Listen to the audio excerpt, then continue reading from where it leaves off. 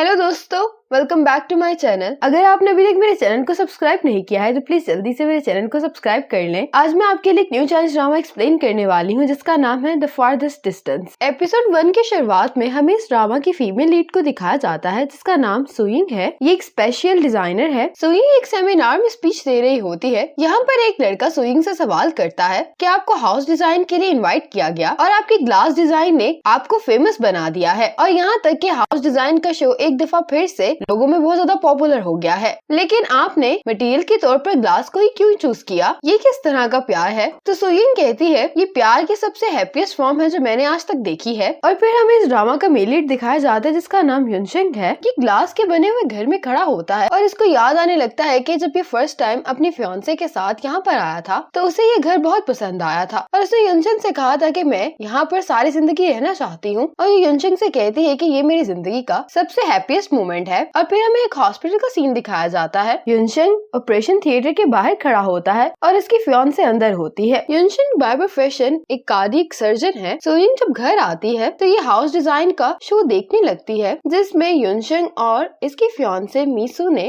Participate किया होता है। युनशिंग इस इंटरव्यू में ये बता रहा होता है कि मैंने हाउस डिजाइन में इसलिए पार्टिसिपेट किया है ताकि मैं मीसू के लिए एक ड्रीम हाउस बना सकूं। मीसू बताने लगती है कि ऐसा इसलिए क्योंकि मेरे पास ज्यादा वक्त नहीं है और युनशिंग चाहता था कि इसके पास जितना भी टाइम है ये उसमें हमेशा खुश रहे। अब सुयिंग युनशिंग और मीसू को घर का फाइनल प्रपोजल दिखाती है। सभी लोग इस पर बहुत हैरान होते हैं कि घर के मेन मटेरियल के तौर पर युनशिंग ग्लास को यूज करना चाहती है। फिर युनशिंग लाइट ऑफ करती है और टॉर्च की मदद से ग्लास पर लाइट डालने लगती है। ये बहुत ही खूबसूरत दिखाई दे रहा होता है जो कि मीसू को भी काफी अच्छा लगता है। सुयिंग कहती है कि मुझे युनशिंग ने कहा था कि प्यार ही वो चीज है जो लोगों को खुश करती है, इसलिए मुझे लगता है कि सी साइड के करीब अगर आप अपने लव्ड वंस के साथ रहेंगे तो ये बहुत ही रोमांटिक होगा। युनशिंग मीसू से पूछते कि क्या तुम्हें ये पसंद है तो मीसू कहती कि हाँ और साथ ही युनशिंग सुयिंग से कहता है कि हम इसी डिजाइन के साथ जाएंगे। ये सब कुछ सुयिंग को याद आ रहा होता है। फिर सुयिंग युनशिंग को देखने के लिए आती है जो हॉस्पिटल में काफी बिजी दिखाई दे रहा होता है। फिर जब ये अपने लिए ड्रिंक लेने के लिए आती तो यहाँ पर युनशिंग भी आ जाता है। सुयिंग कहती है कि मैं सोच रही थी कि तुम इतने सालों में कैसे होगे तो युनशिंग कहता है कि मैं ठीक हूँ। सुयिंग कहती है कि हम एक दूसरे को वीचैट पर ऐड कर लेते हैं। ये लोग करने ही वाले होते हैं कि यहाँ पर एक इमरजेंसी पेशेंट आ जाता है जिसे देखकर युनशिंग फौरन यहाँ से चला जाता है। अब युनशिंग बाहर बैठा होता है कि यहाँ पर इसका दोस्त ज़ैंगी आता है आइसक्रीम लेकर। ज़ैंगी आइसक्रीम खाते हुए कहता है कि हैप्पी बर्थडे टू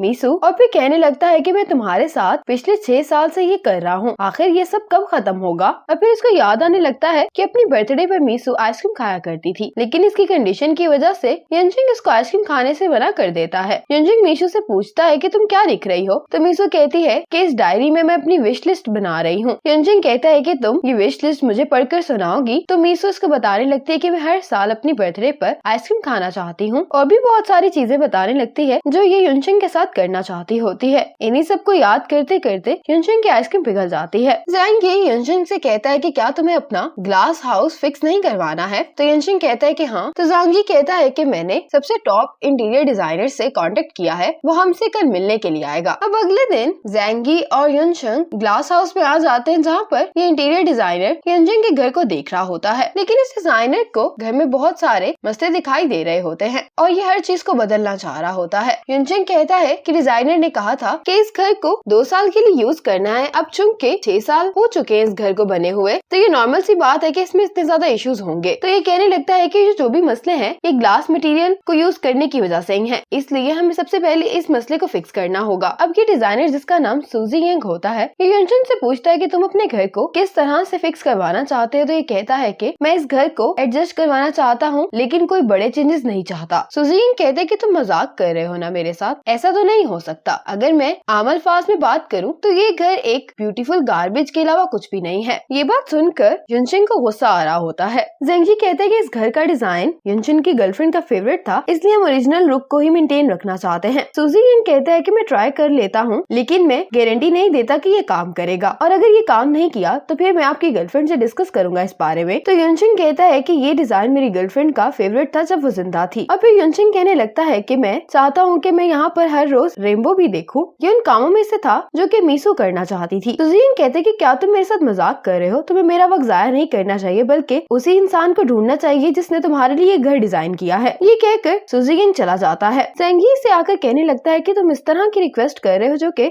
इम्पॉसिबल है। तो युनशिंग कहता है कि ये मीसू की आखिरी ख्वाहिश थी। अब युनशिंग उसी शो के हेडक्वार्टर्स में कॉल करता है जिन्होंने युनशिंग के लिए घर बनवाया होता है। युनशिंग इनसे कहता है कि मैं आपकी मदद से अपने घर के लिए एक राइट डिजाइनर ढूंढना चाहता हूँ जो मेरे घर को रेनोवेट कर सके। अब शुआन युनशिंग के साथ इसके घर को देखने के लिए आ जाती है और ये युनशिंग से कहती है कि चूंकि हमने ये घर बनवाया था तो इसलिए हम आपके मसले को हल करने के लिए आपकी मदद करेंगे। अब शुआन सुजिंग से मिलने के लिए इसके स्टूडियो आती है। शुआन सुजिंग से कहती है कि मैं आज तुमसे एक बहुत ही जरूरी बात डिस्कस करने के लिए आई हूँ। सुजिंग कहती है कि मत कहना मैं तुम्हारे किसी भी शो में पार्टिसिपेट नहीं करने वाली हूँ। तो शुआन कहती है कि बस एक दफा तो मेरी मदद कर दो। शुआन कहने लगती है कि मैं इस दफा अपने शो पर ग्लास हाउस को रेनोवेट करवाना चाहती हूँ। अब ग्लास हाउस को सुनकर सुजिंग हैरान होती है। यहाँ पर बारिश हो रही होती है और सुजिंग को याद आने लगता है कि शुआन ने इससे भी क्या कहा था कि घर का ऑनर चाहता है कि तुम ही ये काम करो, अगर ऐसा ना होता तो मैं कभी भी तुम्हें फोर्स नहीं करती। शुआन कहने लगती है कि इस डिजाइन के बाद से ही तुम्हारा करियर सुपर सेट हो गया था और कुछ सालों बाद ये घर खत्म हो जाएगा, क्या तुम ये बर्दाश्त कर पाओगी। दूसरी तरफ युनशन ग्लास हाउस में जाकर उसकी सफाई कर रहा होता है। यहाँ पर बारिश हो रही होती है और यहाँ पर सुजिंग भी आ जाती है जो युनशन को अंदर काम करते हुए देख रही होती है। अब बारिश रुक जाती है, सुजिंग आगे बढ़ने लगती है तो युनशिंग भी सुजिंग को देखकर इसके पास आता है। युनशिंग इसको कहते कि मैंने नहीं सोचा था कि तुम यहाँ पर आओगी। तो सुजिंग कहने लगती कि जब से ग्लास हाउस बना है मैं यहाँ पर इतनी दफा नहीं आई और अब इस घर को बने हुए 6 साल भी गुजर गए हैं। युनशिंग कहने लगता है कि इसका डिजाइन अभी भी बहुत सुंदर लगता है। सुजिंग कहने लगती है कि मैं इस घर को देखकर खुद भी हैरान हूँ कि इतने साल गुजरने के बावजूद बीच में कुछ ज्यादा चेंजेस नहीं आए हैं। तुमने इसका ख्याल रखने में काफी कोशिश की होगी। युनशिंग कहने लगता है कि पहले इस घर में बहुत छोटे से इश्यूज थे जो मैं खुद ही सही कर लिया करता था, लेकिन अब मुझे भी नहीं मालूम कि ये और कितनी देर कायम रह सकेगा। और फिर सुजिंग घर को देखने लगती है। यहाँ पर युनशिंग ने जो प्लांट्स उगाए होते हैं उनको देखकर सुजिंग खुश हो रही होती है कि बहुत ही सुंदर लग रहे हैं। जब ये इन फ्लावर्स को देख रही होती है तो इसको याद आता है कि जब इसने मीसू से पूछा था कि तुम कौन से फ्लावर्स उगाना चाहोगी अपने घर में, तो इसने कहा था कि ट्यूलिप, और ये फ्लावर्स ट्यूलिप ही होते हैं। और कहने लगती है कि ये फ्लावर्स तो मीसू के फेवरेट है ना। तो युनशिंग कहता है कि हाँ। तो युन कहती है कि लहरों की आवाज तो बहुत ही तेज है। इनको सुनते हुए ही ये दोनों बाहर आ जाते हैं। तो युनशिंग से कहती है कि तुम घर को रेनोवेट क्यों करवाना चाहते हो। युनशिंग कहते हैं क्योंकि अगर हमने इसको ठीक करने के लिए भी कुछ नहीं किया तो बाद में हमें मौका नहीं मिलेगा, और ये जगह मीसू की फेवरेट थी, इसीलिए मैं इस घर को मीसू के लिए प्रोटेक्ट करना चाहता हूँ। ये सुनकर सुयुन को अच्छा लगता है और अब फिर से हाउस डिजाइन का ये शो शुरू हो जाता है। इंटरव्यूअर युनशिंग से कहता है कि आप अपने घर को रेनोवेट करवाने के लिए हाउस डिजाइन के पास ही क्यों आए हैं। युनशिंग कहते हैं क्योंकि मैं इसको रेनोवेट करवाना चाहता हूँ। इंटरव्यूअर इससे पूछता है कि क्या तुम्हें ग्लास हाउस पसंद है। युनशिंग कहते हैं कि हाँ, क्योंकि ये बहुत ही सुंदर है और जब भी मैं हर सुबह उठता हूँ तो मैं समुद्र को देख सकता हूँ, जिससे मुझे बहुत ही खुशी मिलती है। इंटरव्यू युनशिंग से कहता है कि क्या ग्लास हाउस में कोई खराबी है। तो युनशिंग कहता है कि मैं इस सवाल का जवाब नहीं दूंगा। फिर शॉन युनशिंग के पास आती है और कहती है कि तुम्हारा आने का शुक्रिया। युनशिंग कहता है कि मैं ग्लास हाउस आपके हवाले कर रहा हूँ। शॉन कहने लगती है कि ये ग्लास हाउस सिर्फ तुम्हारे लिए नहीं बल्कि हमारी पूरी टीम के लिए बहुत ही स्पेशल है, इसलिए इसको रेनोवेट करने के लिए हम अपना बेस्ट देंगे। और इसके साथ ही यहाँ पर सुजिंग भी आ जाती है। सुजिंग और युनशिंग डिजाइन हाउस आए होते हैं। सुजिंग कहने लगती है कि मैं ग्लास हाउस देखने के लिए गई थी। सबसे पहले तो हमें घर की मेन स्ट्रक्चर यानी ग्लास को प्रिजर्व करना होगा, सिर्फ छोटे मोटे चेंजेस की ही जरूरत है। पीटर लू जो कि इस शो का एग्जीक्यूटिव प्रोड्यूसर होता है वो कहने लगता है कि टीवी पर छोटे मोटे चेंजेस दिखाई नहीं देंगे। सुजिंग कहती है लेकिन ऑनर की रिक्वेस्ट ये है कि वो अपने घर को बस रेनोवेट करवाना चाहते हैं, काम ज्यादा नहीं है, मैं इसे बहुत ही थोड़े वक्त में पूरा कर सकती हूँ। पीटर लू युनशिंग से पूछता है कि तुम इसी ग्लास हाउस में रहते हो। तो युनशिंग कहते हैं कि नहीं, मैं हॉस्पिटल के डॉम में रहता हूँ और कभी कभी यहाँ पर आता हूँ। पीटर लू कहने लगते कि तुम्हारे और मीसू की लव स्टोरी ने मुझे बहुत इंस्पायर किया है। मेरे पास एक आइडिया है, हम इस घर की 6th एनिवर्सरी के लिए एक स्पेशल एडिशन शूट करेंगे सिर्फ तुम्हारी और मीसू की लव स्टोरी की याद में। सुजिंग कहती है कि इसकी कोई जरूरत नहीं है। पीटर लू कहने लगता है कि इस प्रोग्राम की रेटिंग्स तो बहुत ही ऊपर चली जाएंगी, क्योंकि इतने साल डॉक्टर यंगशन सिर्फ मीसू की याद में ही सिंगल रहे हैं। पीटर डू की ये सब बातें सुनकर यंगशन बहुत ही ज्यादा इरिटेट हो रहा होता है। सोइंग कहती कि 6 साल पुरानी चीजों की हाइप क्रिएट नहीं करो,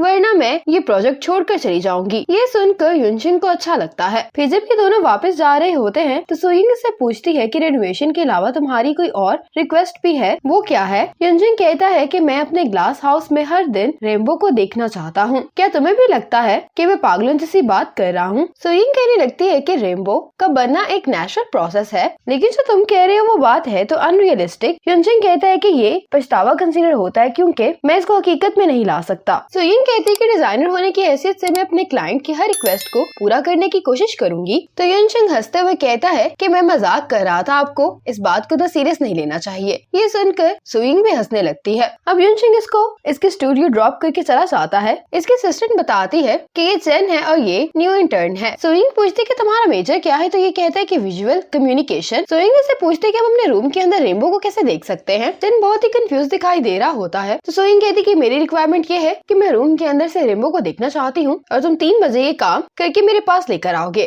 चेन बहुत सारे पेजेस पर रेनबो के डिफरेंट डिजाइन प्रिंट करके ले आता है। सोइंग की देख के कहने लगती कि मेरा स्टूडियो इतना अमीर नहीं है जितने तुमने डिजाइन प्रिंट कर लिए हैं। तो चेन कहने लगता है कि बाकी मैंने अपनी यूएसबी में सेव किए हैं। अभी इसके लैपटॉप से अपनी यूएसबी कनेक्ट कर देता है। इसकी यूएसबी को देखकर सोइंग को एक आइडिया आता है। फिर सोइंग यंगशन को एक एडवांस लाइट शॉप में ले आती है और यहाँ पर ये यंगशन को तरह तरह की लाइट्स दिखा रही होती है, जिसके जरिए से रूम के अंदर रेनबो क्रिएट किया जा सकता है। अब यहाँ पर अचानक से लाइट चली जाती है। सोइंग तो बहुत ज्यादा डर गई होती है। यंगशन इसके पास बैठकर कहने लगता है कि क्या तुम्हें डर लग रहा है? तो सोइंग कहती है कि नहीं। यंगशन कहते हैं कि ठीक है, फिर मैं देख कर आता हूँ, लेकिन ये यंगशन को जाने से रोक लेती है और कहने लगती है कि क्यों ना मैं भी तुम्हारे साथ चलूं। तो यंगशन कहता है कि मैं अकेले ही चला जाता हूँ। यंगशन कहते हैं कि इसकी जरूरत नहीं है। फिर ये अकेले जाने लगता है। ये इसके जब पीछे आने लगती है, एक जगह पर इसकी स्कर्ट फंस गई होती है। जब इसको निकालती है तो यहाँ पर एक लाइट जल जाती है। ये दोनों इस लाइट को देखने के लिए बैठ जाते हैं। ये एक सेंसर लाइट होती है। जब ये लोग क्लैप कर रहे होते तो लाइट जल रही होती है। यंगशन कहते हैं कि तुम यहाँ पर मेरा वेट करो, मैं आता हूँ। तो सोइंग कहती है हम यहाँ पर बैठकर किसी के आने का इंतजार कर सकते हैं और हम यहाँ पर बैठकर क्लैपिंग गेम खेलते हैं,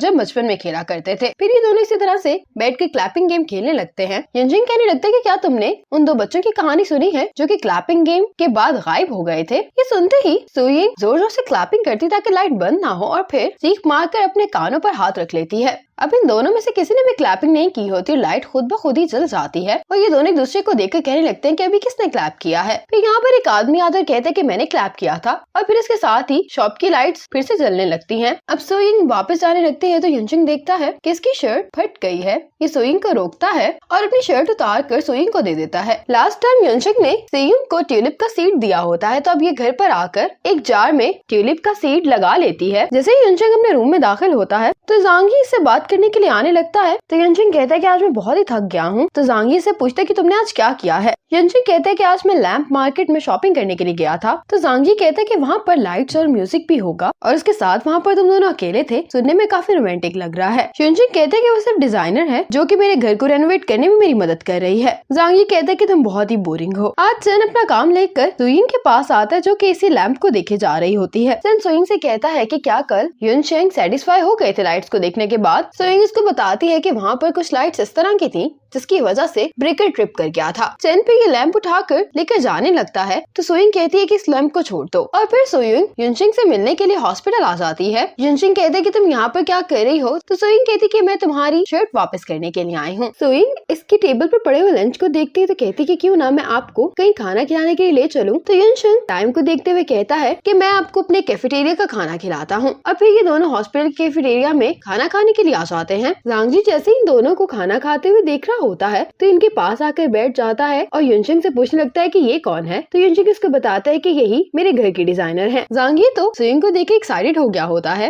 और ये सोइंग को अपने हॉस्पिटल का स्पेशल मीट पाई खाना सिखा रहा होता है और ऐसा करते हुए सोइंग और यंगशन के कपड़े गंदे हो जाते हैं। यंगशन तो ये देख कर हंसने लगता है और फिर ये सोइंग से कहता है कि क्या तुम मेरे डोम में कपड़े चेंज करना चाहोगी? सोइंग इसके लिए मान जाती है और फिर यंगशन इसको अपने डोम में ले आता है। युनचंग इसको कपड़े देने के बाद खुद जांगी के रूम में चला जाता है। फिर जब ये अपने ड्रेस को ड्राई कर रही होती है तो इसकी नजर मीसू और युनचंग की फोटो पर पड़ती है और ये इसको देखने के लिए आ जाती है और सोचने लगती है कि मीसू ने यकीनन एक अच्छी जिंदगी गुजारी होगी। घर आने के बाद सुइंग बहुत ही ज्यादा टेंशन में अपने घर में इधर उधर फिर रही होती है और कह रही होती है कि आखिर मैंने उसकी रेनबो वाली रिक्वेस्ट क्यों मानी। फिर सुइंग अपने फोन पर इस ट्यूलिप के सीड वाले जार को रख कर बैठ जाती है और उसे पूछ रही होती है कि तुम्हें मुझे बताओ कि मैं आखिर एक रेनबो कैसे क्रिएट करूं। इस जार के अंदर जो कलरफुल बॉल्स होते हैं वो फोन की लाइट्स की मदद से एक खूबसूरत रेनबो क्रिएट कर रहे होते हैं। ये देखकर सुइंग को आइडिया मिल जाता है। अगले दिन सुइंग जब अपने स्टूडियो पहुंचती है तो इसके एम्प्लॉय युनचंग का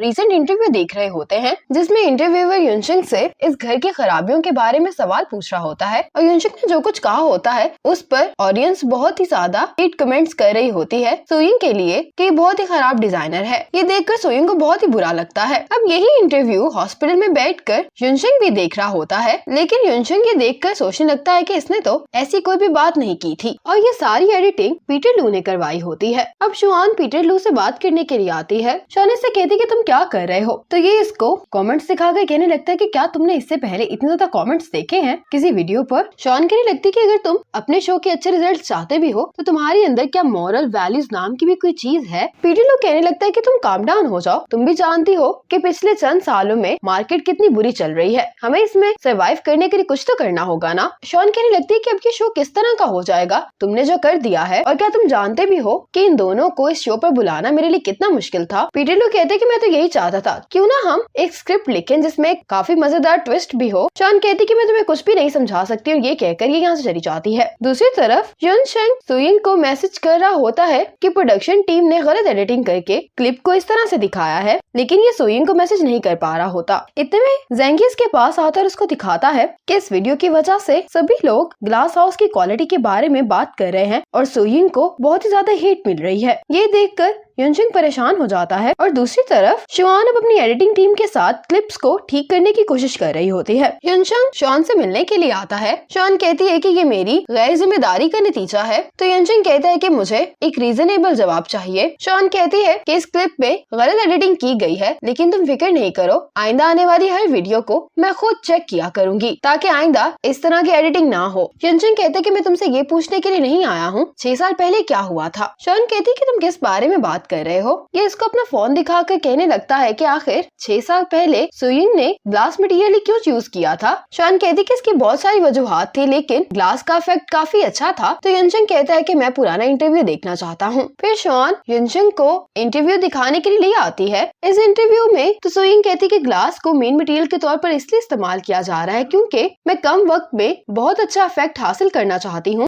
ताकि मैं अपने क्लाइंट की विश को पूरा कर सकूं। ये देखकर युनचंग इमोशनल हो जाता है। शॉन इसको बताती है कि मुझे सुइंग ने ये पार्ट इंटरव्यू में ऐड करने से मना किया था। और फिर हमें पुराना दिखाया जाता है जब युनचंग मीसू के साथ यहाँ से चला जाता है तो शॉन सुइंग से कहती है कि अब मुझे समझ में आ रहा है कि तुमने ग्लास को क्यों यूज किया है, क्योंकि तुम चाहती हो कि ये दोनों जल्द से जल्द उस घर में रहने के लिए चले जाएं। सुइंग कहने लगती है कि मीसू की कंडीशन काफी क्रिटिकल है, ग्लास की मदद से हमें सिर्फ 1 से 1.5 महीना लगेगा। और सुइंग शॉन से कहती है कि तुम ये टाइम वाली बात इंटरव्यू में नहीं करना क्योंकि इसको सुनकर मीसू को अच्छा नहीं लगेगा। और युनचंग को ये वजह जानकर बहुत ही खुशी होती है। फिर शॉन सुइंग के पास आई होती है। ये पीटर लू पर बहुत ही ज्यादा गुस्सा होती है, कह रही होती है कि अगर तुम प्रोडक्शन टीम को सू करना चाहती हो तो मैं तुम्हारे साथ हूँ। सुइंग कहती कि तुम गुस्सा नहीं हो, अभी सिर्फ उसने एपिसोड का ट्रेलर रिलीज किया था, जब एपिसोड रिलीज होगी तो सच सबके सामने आ जाएगा और जब मैं रिनोवेशन का काम कंप्लीट कर लूंगी तो मैं तुम्हें बिफोर और आफ्टर का कंपैरिजन दूंगी तो सच सबके सामने आ जाएगा। शॉन कहने लगती कि मुझे डर है तब तक ये रूमर्स हर जगह फैल जाएंगे। सुइंग कहती है कि मुझे इनकी फिक्र नहीं है। इतने में मिंग इन दोनों के लिए कॉफी लेकर आ जाता है और ये शॉन की फेवरेट हेजलनट कॉफी होती है। सुइंग इसको कहने लगती कि जब तुम आती हो तभी मुझे हेजलनट फ्लेवर कॉफी मिलती है। शॉन कहती कि इस बात को छोड़ो, अब मैं चलती हूँ क्योंकि मुझे बहुत काम है। अब सुइंग ग्लास हाउस को रेनोवेट करने के लिए अपनी टीम के साथ प्लान को डिस्कस करने लगती है। अब युनचंग सुइंग के स्टूडियो आता है और उसको मैसेज करता है कि मैं तुम्हारे स्टूडियो के बाहर खड़ा हूँ, तुम अपना काम कर सकती हो और बाद में तुम मुझसे मिलने के लिए आ जाना, मैं तुम्हारा इंतजार करूंगा। सुइंग जब इसको विंडो से देखती है तो मैसेज करती है कि तुम्हें इंतजार करने की जरूरत नहीं है और फिर सोइंग अपना काम करने में बिजी हो जाती है। मिंग यनशिंग को बाहर खड़ा हुआ देखता है तो ये बाहर आकर इसे कहने लगता है कि सोइंग अभी भी बहुत बिजी है। वैसे भी शॉन आकर सब कुछ एक्सप्लेन कर गई थी कि प्रोडक्शन टीम की गलती है, इसलिए आपको खुद को इल्जाम नहीं देना चाहिए। यनशिंग कहता है लेकिन फिर भी इस बारे में मुझे सोइंग से खुद बात करनी चाहिए। मिंग कहने लगता है कि सोइंग इन छोटी छोटी चीजों की परवाह नहीं करती। यनशिंग कहता है कि अगर फिर कोई मसला हुआ तो तुम सोइंग से कहना कि वो मुझे बता दे। ये कहकर यनशिंग यहाँ से चला जाता है। रात को यनशिंग जब अपने रूम में होता है तो इसे सोइंग के लिए बुरा लग रहा होता है कि इसकी वजह से वो हर्ट हुई है। दूसरी तरफ सोइंग काम करने में ही बिजी होती है। यनशिंग को इसकी फिक्र हो रही होती है तो ये इसको देखने के लिए स्टूडियो आ जाता है, लेकिन फिर जब इसको काम करता हुआ देखता है तो वापस चला जाता है। यनशिंग जांगी के साथ बाहर आया होता है। जांगी कहता है कि उसने तुमसे मिलने के लिए इनकार इसलिए कर दिया क्योंकि वो एक अच्छी लड़की है, लेकिन तुमने उसकी रेपुटेशन खराब कर दी है, वो यकीनन गुस्सा होगी। यनशिंग कहता है कि मैंने एक्सप्लेन करने की कोशिश की थी तो जांगी कहता है कि वो तो तुमसे मिली नहीं, फिर तुमने किसको एक्सप्लेन किया। यहाँ पर ब्रदर ही आता है जो इन दोनों को एक नई डिश ट्राई करने के लिए देता है और कहता है कि अभी तुम दोनों किसी लड़की के बारे में बात कर रहे थे, मुझे भी बताओ कि क्या मसला है। जांगी ब्रदर हे को सारी बात बता देता है और कहता है कि ये उसकी मदद करने वाला था, लेकिन इसने उसके लिए मुश्किल खड़ी कर दी है और अब वो इसको अवॉइड कर रही है। ब्रदर हे कहता है कि मैं तुम्हें मशवरा देता हूँ कि तुम एक स्माइल के साथ उससे माफी मांग लो। ये कहने लगता है कि तुम इतने हैंडसम हो कि कोई भी लड़की तुम्हें माफ कर देगी, लेकिन यनशिंग इसके एडवाइस सुनने में इंटरेस्टेड नहीं लग रहा होता। ब्रदर हे कहने लगते है कि जब मैं तुम दोनों की एज का था तो मैं स्कूल के रेडियो रूम में चला जाया करता था और माइक्रोफोन के जरिए से पोएट्री पढ़ा करता था और उसको सुनने के बाद कोई भी लड़की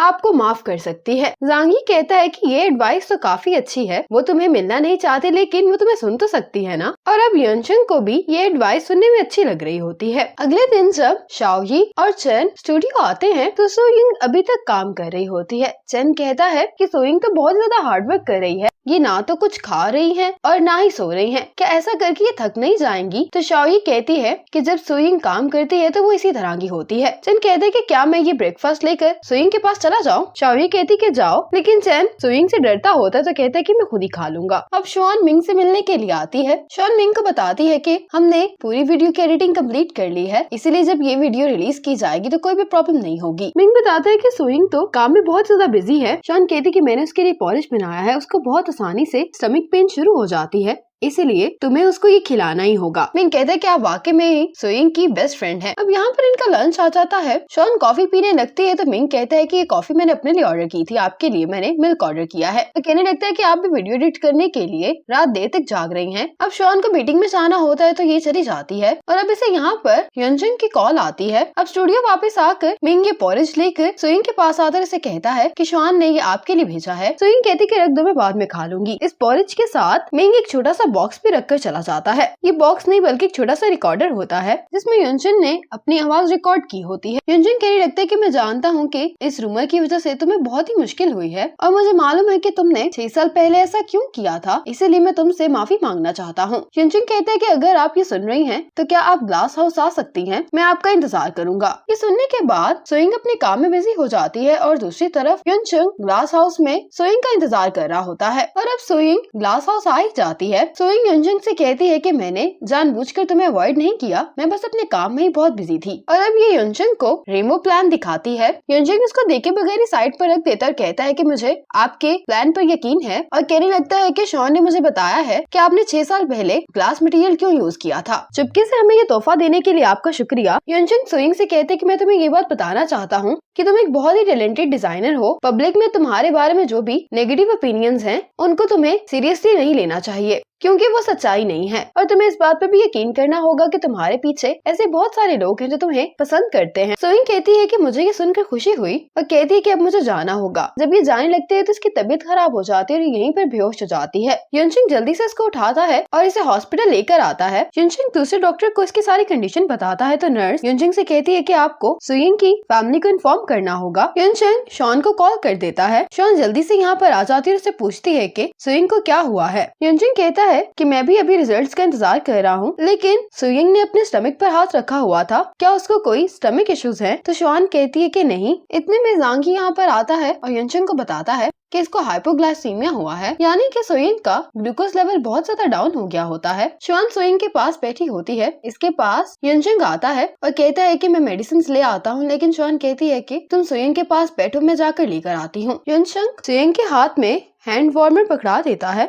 और इसके पास बैठ जाता है। ये इसे बहुत गौर से देख रहा होता है। इतने में यहाँ पर शॉन आ जाती है, जिससे पूछती है कि क्या तुम अभी ड्यूटी पर हो? यनचंग कहता है कि हाँ। ये शॉन से कहता है कि तुम इसका ख्याल रखना। ये कहकर ये जाने लगता है तो शॉन इसको रोक कर कहती है कल एक मीटिंग है तो तुम काम के बाद आ जाना। यनचंग कहते कि ठीक है, फिर कल मिलेंगे। अगले दिन यनचंग सुयिंग के लिए मेडिकल कार्ड बनवाने के लिए आ जाता है। ये कार्ड फौरन ही बन जाता है और नर्स इसको ये कार्ड दे भी देती है। अब यनचंग मीटिंग के लिए आ गया होता है, लेकिन अभी तक यहाँ पर सुयिंग नहीं आई होती। तो यनचंग शॉन से पूछता है कि अब सुयिंग की तबीयत कैसी है। शॉन कहती कि वो पहले से बेहतर है। तो यनचंग कहता है कि क्या आज वो मीटिंग के लिए नहीं आएगी? तो शॉन कहती कि नहीं, वो आज घर पर आराम करेगी। अब यहाँ पर पीटर लू आ जाता है, जो पूछने लगता है कि सुयिंग आज क्यों नहीं आ रही। यनचंग कहने लगता है कि सुयिंग मेरे घर के प्रोजेक्ट पर काफी बिजी थी और उसकी तबीयत भी ठीक नहीं है। पीटर लू कहता है कि तुम्हें इस बारे में कैसे पता? तो यनचंग कहता है कि वो कल मेरे ही हॉस्पिटल में आई थी। पीटर लू कहने लगता है कि सुयिंग अब यहाँ पर नहीं है, तो क्या इससे हमारे प्रोग्राम में कोई देरी आ जाएगी? तो मिंग कहने लगता है कि सुयिंग ने मुझे कहा है कि आज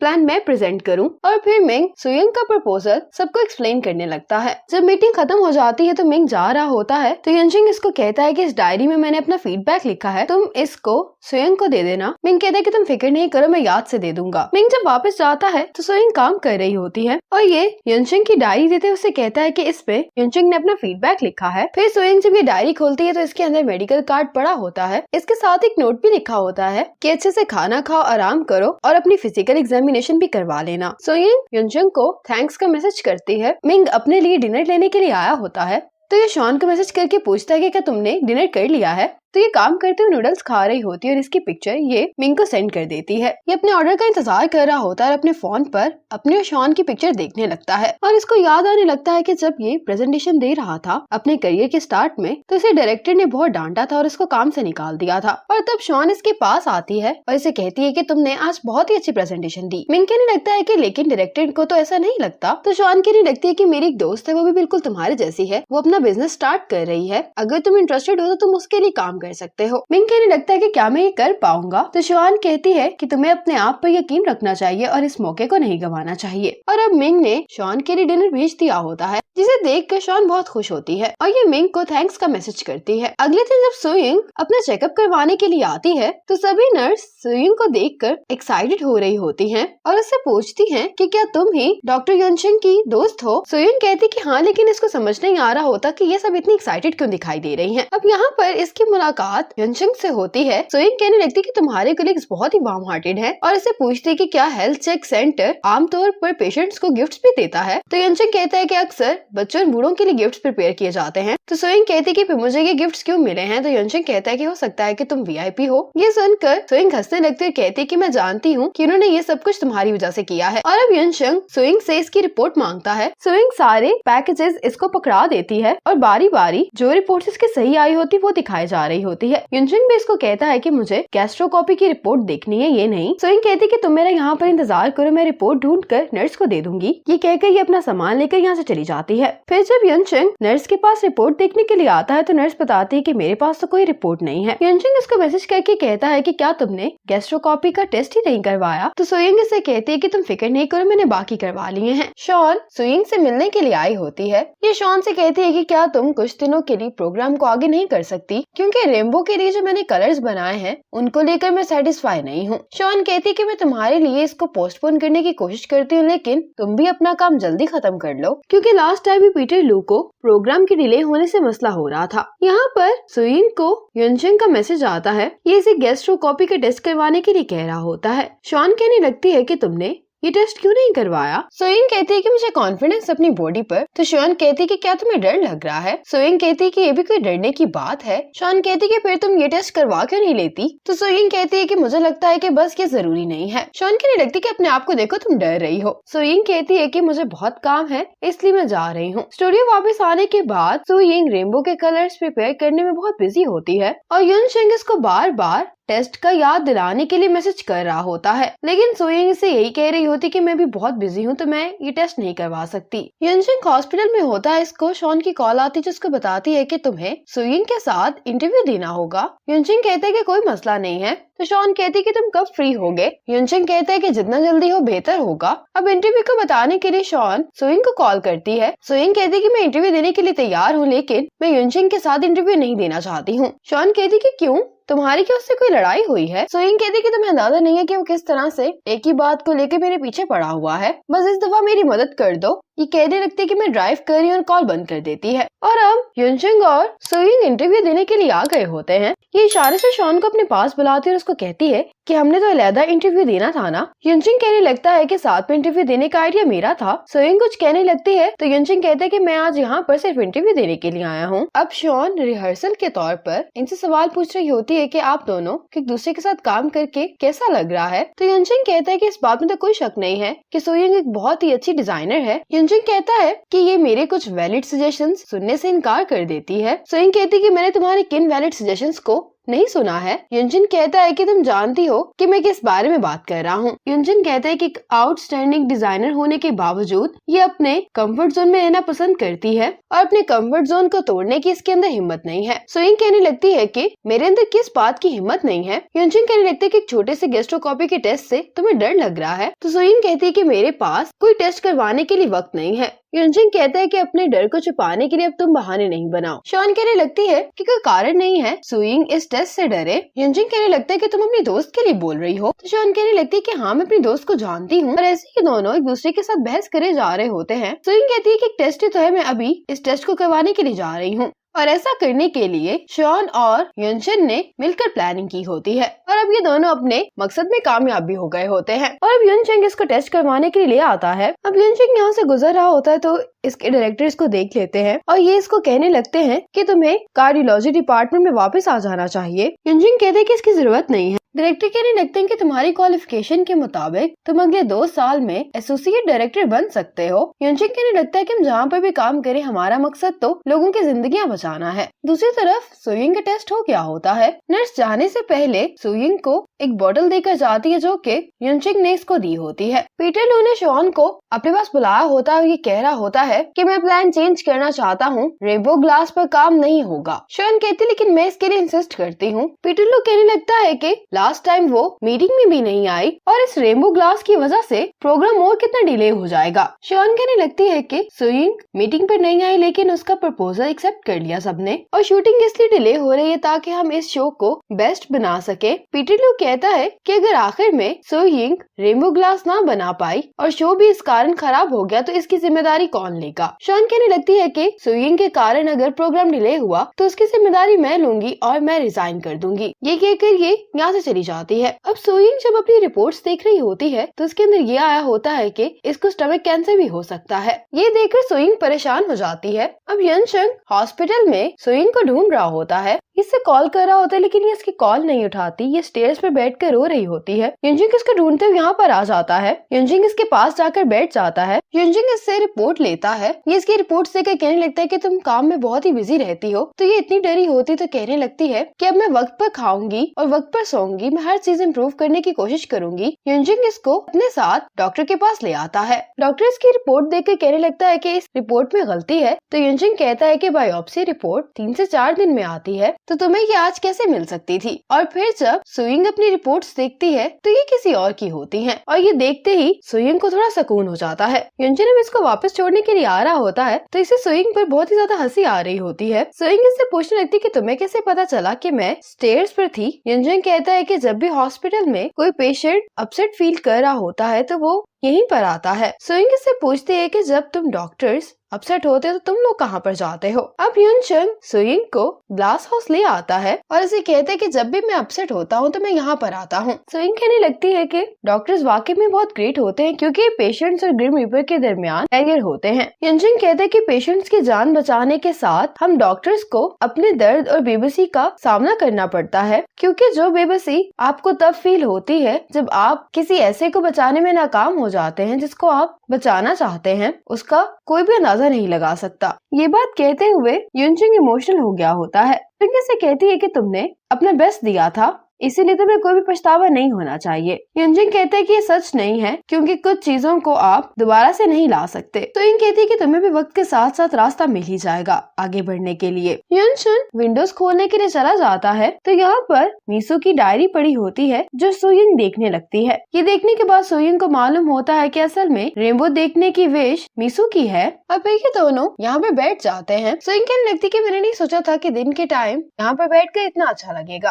पीटर लू सुजीयिंग के पास आया होता है और ये से कह रहा होता है कि मैं चाहता हूँ कि तुम सुयिंग को रिप्लेस कर दो। पीटर लू कहता है कि तुम बस आने के लिए तैयार हो जाओ, मैं तुम्हारी सबसे बड़ी सपोर्ट हूँ। अगले दिन सुयिंग युनजिंग से हॉस्पिटल में मिलने के लिए आती है। सुयिंग युनजिंग को एक गिफ्ट देती है। युनजिंग इस गिफ्ट को खोलकर देखता है तो ये क्यूबिक बॉक्स होता है। युनजिंग कहते हैं कि ये 6 साल के बच्चों के लिए है। सुयिंग कहती है कि शॉपकीपर ने तो मुझे कहा था कि ये हर एज के लोगों के लिए सूटेबल है और कहने लगती है कि अगर तुम इसको सॉल्व करने में कामयाब हो गए तो मैं तुम्हारी एक बड़ी विश पूरी करूंगी। युनजिंग ये सुनकर मुस्कुराता है और उसको थैंक्स कहता है। इसके बाद शुआन मिंग से मिलने के लिए आती है और ये काम की प्रोग्रेस पूछती है तो मिंग कहता है सोइंग सारा दिन ग्लास वर्कशॉप पे ग्लास बनाने में लगी रहती है लेकिन वो किसी भी रिजल्ट से सेटिस्फाई नहीं हो रही है। मिंग कहने लगता है लेकिन आप परेशान लग रही हैं, क्या बात है? शुआन कहती है कि मुझे ये प्रोग्राम 3 दिन के अंदर शूट करना है लेकिन सोइंग की करंट पोजीशन के मुताबिक मैं उसके ऊपर और प्रेशर नहीं डाल सकती हूँ। सोइंग मिंग से कहती है कि तुम सोइंग की प्रोग्रेस चेक करवाने में मेरी मदद करोगे।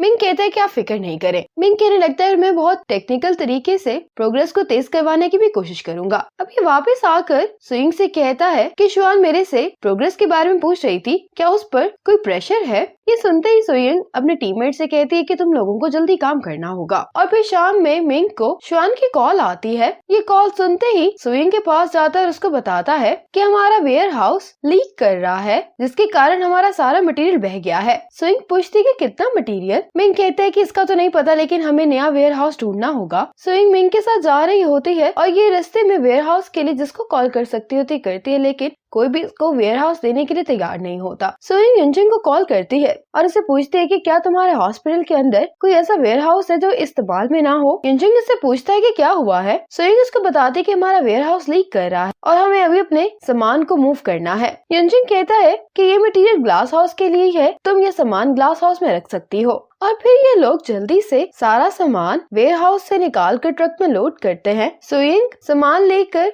ग्लास हाउस में रखने के लिए आ जाती है। यहाँ पर युनजिंग भी आ जाता है और ये सोइंग से कहता है कि मैं तुम्हारी मदद करूंगा। ये इसको अम्ब्रेला पकड़ाकर सामान अंदर रखने के लिए चला जाता है। फिर जब सोइंग सामान को काउंट कर रही होती है तो युनजिंग इसके लिए टॉवल लेकर आता और इसे कहता है कि अपने आप को ड्राई कर लो वरना तुम्हें सर्दी लग जाएगी। शुआन मिंग से कहने लगती है कि पिछले महीने ही तो हमने वेयर हाउस को रिपेयर करवाया था तो फिर ये लीक कैसे कर सकता है। इतने में इनकी एक वर्कर इनके पास आती है और इन्हें बताती है कि आज यहाँ पर एक डिजाइनर जिसका नाम सू है वो यहाँ पर आया था अपनी टीम के साथ। शुआन सोच में पड़ जाती कि आखिर ये कौन है तो ये मिंग से कहती है कि कहीं ये सूजी यंग तो नहीं है। मिंग कहते है कि वो यहाँ पर कैसे आ सकता है। शुआन कहते कि मुझे शक है कि उसे यहाँ पर पीटर लू ने भेजा होगा। मिंग कहते है कि तुम ये कह रही हो कि पीटर लू जानबूझकर ये हमारे साथ कर रहा है। तो शुआन कहती कि वो तुम्हें टारगेट नहीं कर रहा बल्कि मुझे कर रहा है। ये सुनकर मिंग थोड़ा सा जज्बाती हो जाता है तो शुआन कहती कि तुम्हें इस मसले में पढ़ने की जरूरत नहीं है और ना ही तुम ये बात सोइंग को बताओगे। अब ये दोनों काम खत्म करके से बैठ जाते हैं तो सोइंग इसको बताती है कि रेनबो ग्लास बनाने में हम तकरीबन कामयाब हो ही गए हैं। इस पर युनजिंग इसको कंग्रेचुलेशंस कहता है और फिर सोइंग इसको बताने लगते हैं कि रेनबो ग्लास बनाना कितना मुश्किल है। युनजिंग कहते हैं कि ये अच्छा है। सोइंग कहती है कि तुम किस बारे में बात कर रहे हो। युनजिंग कहता है मुझे काफी लंबे अरसे से ऐसा फील नहीं हुआ। सोइंग कहने लगती है कि मैं बता सकती हूँ कि तुम कार्डियोलॉजी डिपार्टमेंट से काफी अटैच्ड हो और कहने लगती है कि मुझे लगता है कि जिंदगी में सबसे बड़ा पछतावा ये होता है कि आप उस काम को करने की जिद करें जो आपको नहीं करना चाहिए और आपको जो काम करना चाहिए आप उस पर आसानी से गिव अप कर दें। युनजिंग इसकी बात पर मुस्कुरा देता है और फिर ये युनजिंग से पूछने लगती है कि क्या मेरी रिपोर्ट आ गई है। युनजिंग कहते कि कल आएगी तो तुम देर मत करना आने में। अगले दिन शुआन को पीटर लू अपने पास बुलाता है और उसे बताता है कि वो इस प्रोजेक्ट की डिजाइनर चेंज कर रहा है। पीटर लू कहते कि इस शो के हेड्स मान गए हैं तो शुआन कहने लगती है कि क्या आपने युनजिंग से इसके बारे में पूछा है। पीटर लू कहते हैं कि मैं इस चीज की इजाजत नहीं दूंगा कि मेरा शो फेल हो जाए। शुआन कहने लगती कि मैं नहीं चाहती मेरे शो में कोई इंटरफेयर करे। पीटर लू कहता है कि अगर शो फेल हो गया तो तुम रिजाइन करने के साथ साथ साथ हमें जितना नुकसान होगा वो भी चुकाओगी। इसके साथ ही यहाँ पर सुइंग आ जाती है। सुइंग पीटर लू को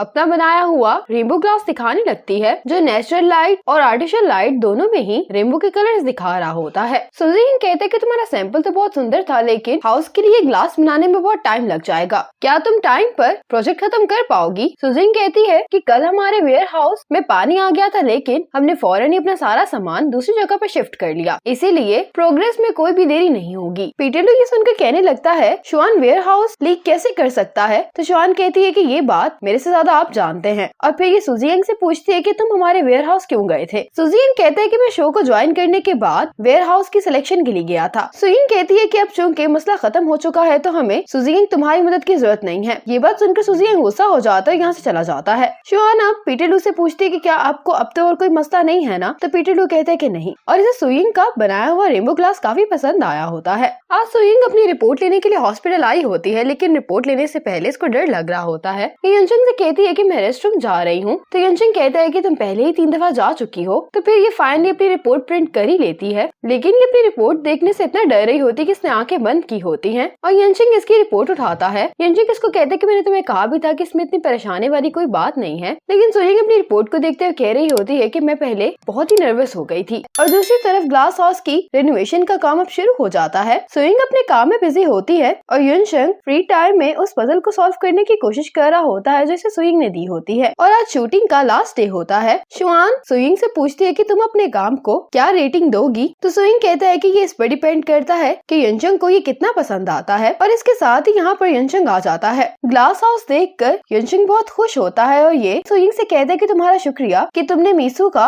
आखिरी ख्वाब पूरा कर दिया है। सुइंग कहती है कि शुरू में मैं बहुत कंफ्यूज थी, क्योंकि मैं नहीं जानती थी कि तुम किस तरह का रेनबो ग्लास चाहते हो, लेकिन फिर जब मैंने मीसू की विश लिस्ट देखी, असल में मीसू की हर विश उसके अपने लिए नहीं बल्कि तुम्हारे लिए थी। वो अपनी विंडो के बाहर समुद्र इसलिए देखना चाहती थी ताकि जब भी तुम ये विंडोज खोलो तो तुम्हारे सामने खूबसूरत सीनरी हो। और वो 100 बुक्स इसलिए पढ़ना चाहती थी क्योंकि उसे उम्मीद थी कि रीडिंग तुम्हारा साथ दे सकेगी उसको खोने के बाद हार्ड टाइम्स में। सुइंग कहती है कि मीसू ने इतनी ज्यादा विशेष लिखी, लेकिन उसने सिर्फ एक ही विश की है कि तुम हमेशा खुश रहो। इसलिए इस ग्लास हाउस को बनाने का मेरा एक ही मकसद रहा है कि जो भी इस घर में रहे वो हमेशा खुश रहे। ये बातें सुनकर यंचंग तो इमोशनल हो गया होता है। सुइंग कहती है कि अब चूंकि ग्लास हाउस नया बन गया है तो मैं उम्मीद करूंगी कि इसके अंदर एक नया इंसान रहे जो अपनी जिंदगी में खुशियों को वेलकम करे। रात में जब यंचंग मीसू की विश लिस्ट देख रहा होता तो उसको याद आने लगता है। मीसू यंचंग से कहती है कि मुझे नहीं लगता कि अब मैं ठीक हो पाऊंगी। यंचंग कहता है कि ये सच नहीं है, तुम एक दिन जरूर ठीक हो जाओगी और अभी ऐसी बहुत सारी चीजें हैं जो तुमने नहीं की, हम उनको मिलकर करेंगे। यंचंग कहता है कि मैं तुम्हारी हर विश को पूरा करने में तुम्हारा साथ दूंगा।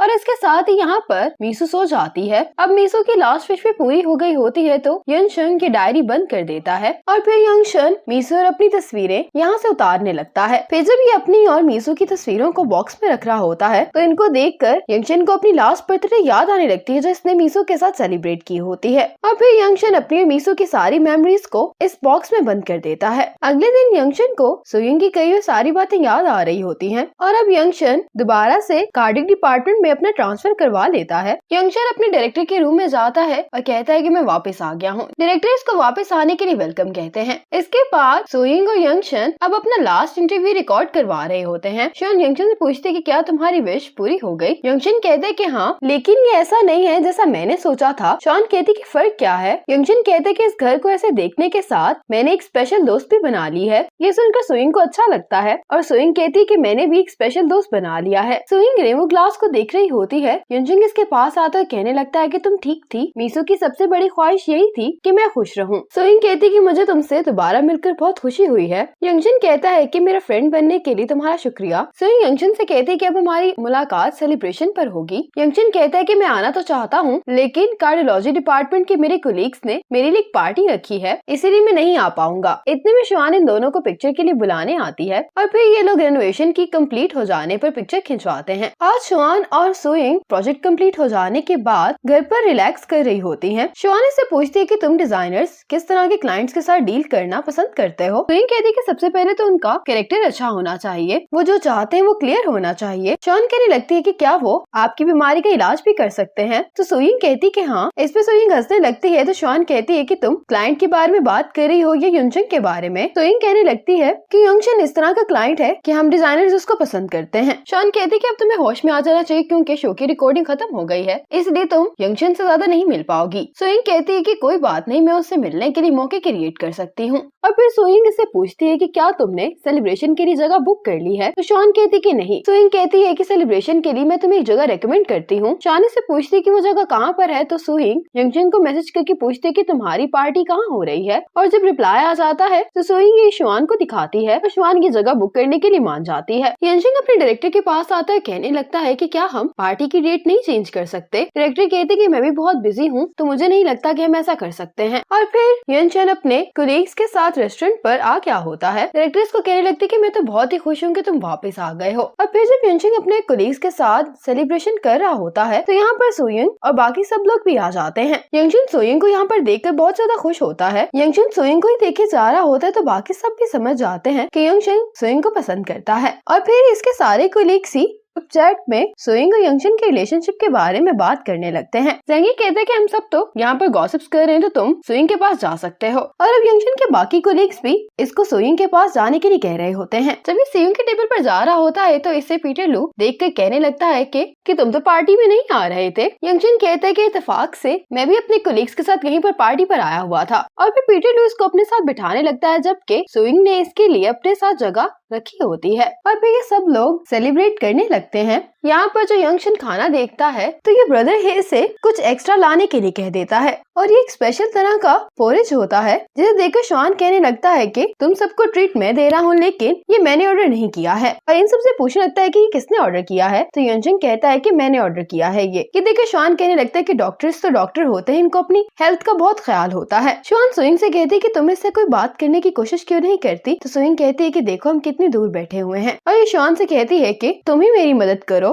फिर ये रुई से कैमरा मांगती है, सबसे कहती है कि मैं शो की BTS शूट करना चाहती हूँ, इसलिए यंगशन को अपनी सीट पर भेज देती है। और यंगशन सोइंग को ये पोरिज दे देता है खाने के लिए। शॉन यंगशन से पूछती है कि क्या तुम अपने डिजाइनर के बारे में कोई कंप्लेन करना चाहोगे, तो यंगशन कहता है कि सोइंग बहुत ही परफेक्ट डिजाइनर है, सिर्फ मैं एक ही कंप्लेन करूंगा कि ये डॉक्टर की एडवाइस नहीं सुनती है। अब यही सवाल शॉन सोइंग से पूछती है। सोइंग कहती है कि यंगशन भी हर लिहाज से अच्छा है, लेकिन बस ये ज्यादा स्माइल नहीं करता। अब सभी लोग शोर मचाने लगते हैं और यंगशन से कह रहे होते हैं कि स्माइल करो। इस पर यंगशन खुद ब खुद ही हंसने लग जाता है। फिर सोइंग ये पोरिज खाने लगती है और यंगशन को इसके लिए थैंक्स कहती है। पीटर लू कहने लगता है कि सोइंग मेरे शो के लिए लकी चार्म है, इसलिए सेलिब्रेट करने के लिए ये सोइंग को अपने साथ ड्रिंक करने के लिए कहता है, लेकिन सोइंग मना कर रही होती है। शॉन भी इसको कहती है कि इसका स्टमक अपसेट है, लेकिन पीटर लू तो सेलिब्रेट करने के लिए सोइंग को ड्रिंक करने के लिए इंसिस्ट कर रहा होता है। ये देखकर यंगशन कहता है कि मैं आपके साथ ड्रिंक कर लेता हूँ, और कहने लगता है कि मेरे लिए इतना सुंदर घर बनाने के लिए आपका शुक्रिया। ये देखकर सोइंग को बहुत अच्छा लगता है।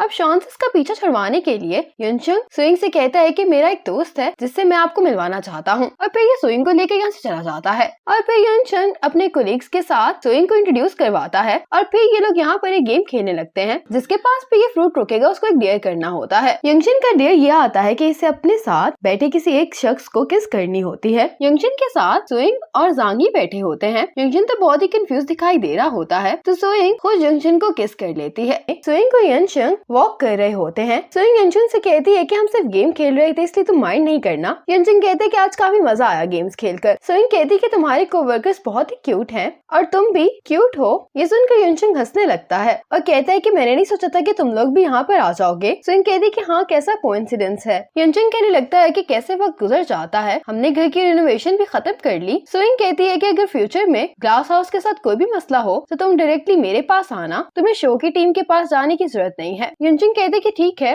दूसरी तरफ खुशान ने बहुत ड्रिंक कर ली होती है, तो ये पीटर लू से कहती कि चलो हम गेम खेलते हैं, और गेम के चक्कर में ये पीटर लू के चेहरे पर थप्पड़ मार देती है। ये देखकर सभी बहुत हैरान हो जाते हैं। पीटर लू को तो इन सबके सामने एम्बैरेसमेंट फील हो रही होती है। मिंग जल्दी से शुआन को उठाता है और पीटर लू से माफी मांगकर इसको ले जाता है। जब मिंग शुआन को साइड में लेकर आता है तो शुआन इससे पूछती है कि आज तुम बताओगे कि मुझ में क्या खराबी है। मिंग कहते कि मुझे तो नहीं लगता कि तुम्हें कोई खराबी है, लेकिन तुम बहुत ही वर्कहोलिक हो, इसीलिए मुझे लगता है कि तुम्हें किसी को डेट करना चाहिए। शुआन कहने लगती कि तुम खुद कितनी दफा रिलेशनशिप में रहे हो जो तुम मुझे किसी और को डेट करने की एडवाइस दे रहे हो। मिंग कहते कि क्या किसी पर क्रश होना काउंट करता है तो शुआन कहती कि नहीं, अगर तुम किसी को पसंद करते हो तो तुम्हें उसको बताना चाहिए। मिंग कहते कि क्या मैं कह सकता हूँ? शुआन कहती कि हाँ कहो। और फिर मिंग शुआन से कहते कि मैं तुम्हें पसंद करता हूँ। शुआन कहती है कि तुम सुइंग के बहुत अच्छे एम्प्लॉय हो, इसीलिए तुम मुझे और क्लियरली बताओ, मैं तुम्हें सपोर्ट करूंगी। मिंग कुछ कहने वाला होता है कि शुआन यहाँ पर बेहोश हो जाती है। अब अगले दिन जब शुआन उठती है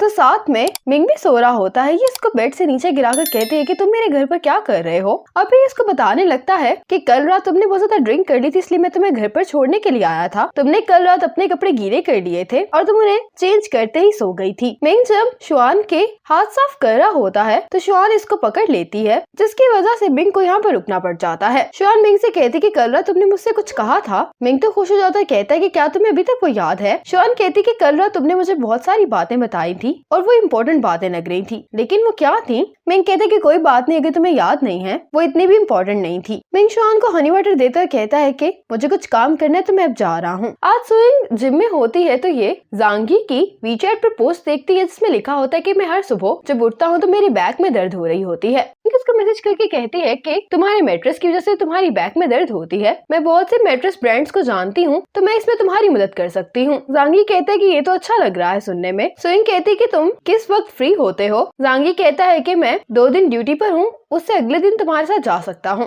सुइंग कहती कि ठीक है। अब सुइंग यंचंग को मैसेज करती है और उससे पूछती है कि क्या तुम परसों फ्री होगे? जांगी अपना मैट्रेस चेंज करना चाहता है लेकिन उसके पास टाइम नहीं है तो हम उसकी मदद कर सकते हैं।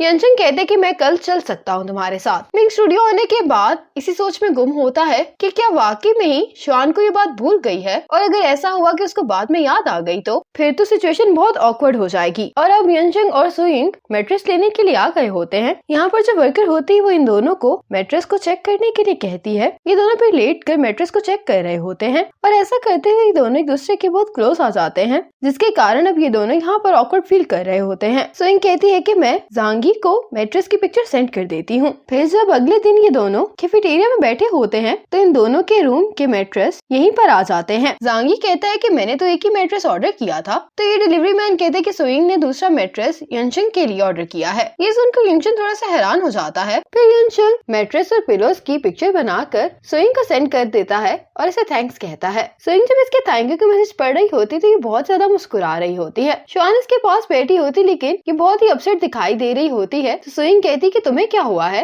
शुआन कहती कि उस दिन मैंने कुछ ज्यादा ही ड्रिंक कर लिया था कि मेरे सर में अभी तक दर्द हो रहा है। इस पर सुइंग हंसने लगती है। तो शुआन कहती कि क्या तुम्हें याद है कि उस दिन मैंने क्या किया था? सुइंग कहती कि उस रात तुमने बहुत कुछ किया था। शुआन पूछती है कि मैंने क्या किया था? तो सुइंग कहती कि तुमने गेम खेली थी। अब ये इसके सामने तालियां बजाने लगती है, जो देखकर शुआन को याद आ जाता है कि इसने क्या किया। कहती कि मुझे तो फौरन ही अपनी कंपनी जाना होगा। ये कहकर ये फौरन अपनी कंपनी के लिए निकल जाती है। पीटर लू सुजियान के साथ मीटिंग कर रहा होता है। शुआन पीटर लू से कहती है कि क्या तुम सीवीयू वाले अपार्टमेंट को लेकर परेशान हो? तो पीटर लू कहते हैं कि हाँ। पीटर लू कहने लगता है कि जब से हमारा लास्ट प्रोग्राम ऑन एयर हुआ है तो उसका रिएक्शन काफी अच्छा आया है। इससे स्पॉन्सर्स कह रहे हैं कि हम इस दफा भी सुइंग के साथ काम करें। शुआन कहती है कि सुइंग ये प्रोजेक्ट नहीं करेगी। तो साथ ही पीटर लू कहने लगता है कि आजकल मेरी लेफ्ट साइड की चीक्स बहुत ही दर्द करती हैं। ये देखकर शुआन शर्मिंदा हो जाती है और कहती है कि मैं सुइंग से बात करने की कोशिश करती हूँ। और जब सुइंग को पता लगता है कि इसे हाउस डिजाइन को फिर से रिकॉर्ड करवाना होगा तो ये कहती है कि ये नहीं हो सकता। शुआन कहती है कि ऑनर के साथ एक दफा मीटिंग तो कर लो।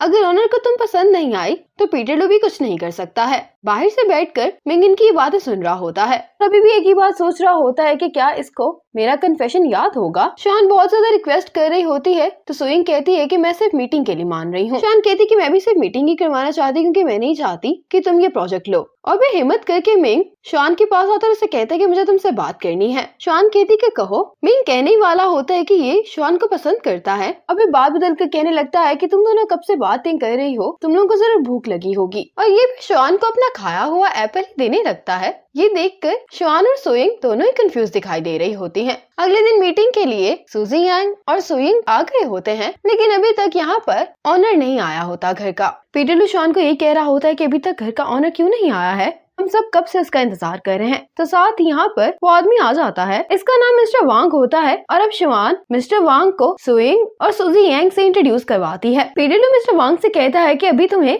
दोनों डिजाइनर्स अपना प्लान दिखाएंगे और तुम्हें जो अच्छा लगेगा तुम उनमें से एक सिलेक्ट कर सकते हो। पहले सुजियान की असिस्टेंट इसका प्लान मिस्टर वांग को समझाती है। मिस्टर वांग कहते हैं कि ये काफी अच्छा लग रहा है। मिस्टर वांग कहते हैं कि लेकिन इस प्रोजेक्ट की प्राइस कुछ ज्यादा लग रही है। पीटर लू अब सुइंग को अपना प्लान दिखाने के लिए कहता है तो ये कहने लगती है कि मेरी सबसे बड़ी स्ट्रेंथ ये है कि मेरी प्राइस बहुत कम है, और फिर इसको अपने ग्लास हाउस के प्रोजेक्ट के सक्सेस के बारे में बताने लगती है। मिस्टर वांग को सुइंग का आइडिया बहुत ही पसंद आता है। शुआन इशारे से सुइंग से पूछ रही होती है कि अब ये क्या कर रही है, और पीटर लू भी यही चाहता होता है कि ये प्रोजेक्ट सुइंग ही ले, तो ये बहुत ज्यादा खुश हो जाता है कि मिस्टर वांग को इसका आइडिया पसंद आ गया है। मीटिंग खत्म होने के बाद शुआन सुइंग से कहती कि मैंने तुम्हें सिर्फ एक्टिंग करने के लिए कहा था, ये तुमने तो इस प्रोजेक्ट को सीरियसली ले लिया है। सुइंग कहती कि तुम ये चाहती थी कि मैं तुम्हें पीटर लू और सुजियान के हाथों बुली होते हुए देखूं, और वैसे भी जब मैं युनशिंग के लिए ग्लास हाउस बना सकती हूँ तो फिर मैं ये सी व्यू अपार्टमेंट में बिल्ड कर सकती हूँ। शुआन कहती कि तुम्हें कोई आइडिया नहीं कि फर्स्ट लाइन व्यू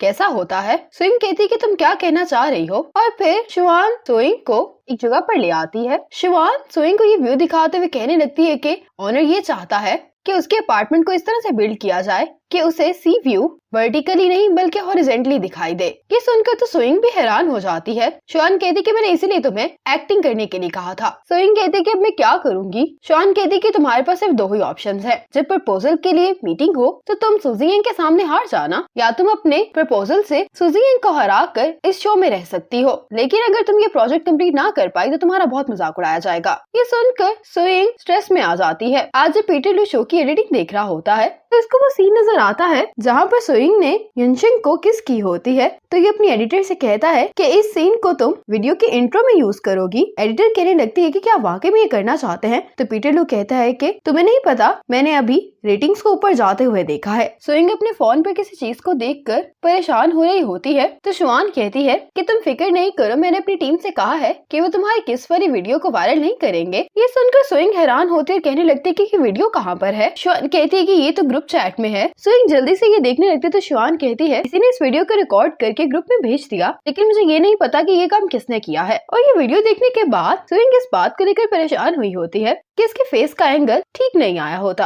और ये जल्दी से अपने फेस को मिरर में देख रही होती है। तो शुआन कहती कि क्या तुम इस बात को लेकर परेशान नहीं हो कि अगर ये वीडियो मिस्टर वांग ने देख ली तो वो तुम्हारे प्रोफेशनलिज्म पर सवाल उठाएंगे। सुइंग कहती है कि वो ऐसा क्यों करेंगे, मैं एक डिजाइनर और मैंने अपनी सारी जिंदगी ही काम के लिए डिवोट कर दी है। वैसे भी मिस्टर वांग को सिर्फ एक ही चीज का ख्याल है और वो है बजट। अब फिर से सुइंग चलाने लगती है तो शुआन कहती है कि क्या हो गया है। सुइंग कहती है कि ये वीडियो अगर ग्रुप में गई थी तो फिर इसको युनशिंग ने भी देखा होगा, और ये फिर अपनी चैट खोलती है तो कहने लगती है कि अगर युनशिंग ने ये वीडियो देखी होती तो वो इस पर कोई रिस्पॉन्स जरूर करता, लेकिन उसने तो मेरे मैसेज का रिप्लाई नहीं किया। और अब ये इस सोच में पड़ जाती है कि आखिर युनशिंग ने इसके मैसेज का रिप्लाई क्यों नहीं किया। अगली सुबह जब सुइंग अपने स्टूडियो आती है तो अभी तक ये अपने फोन को देख रही होती है, लेकिन इसे युनशिंग की तरफ से कोई भी मैसेज रिसीव नहीं हो रहा होता। मिंग सुइंग को बताता है कि हॉस्पिटल से कॉल आई थी और वो तुम्हें स्टमक चेकअप के लिए बुला रहे हैं, और जैसे ही ये हॉस्पिटल का नाम सुनती है तो ये कहती है कि मैं जा रही हूँ। जब सुइंग हॉस्पिटल जाती है तो इसको जांगी मिलता है। ये इसको जब बताती है कि मैं अपना चेकअप करवाने के लिए आई हूँ तो जांगी कहता है कि क्या युनशिंग तुम्हारे साथ नहीं जाएगा,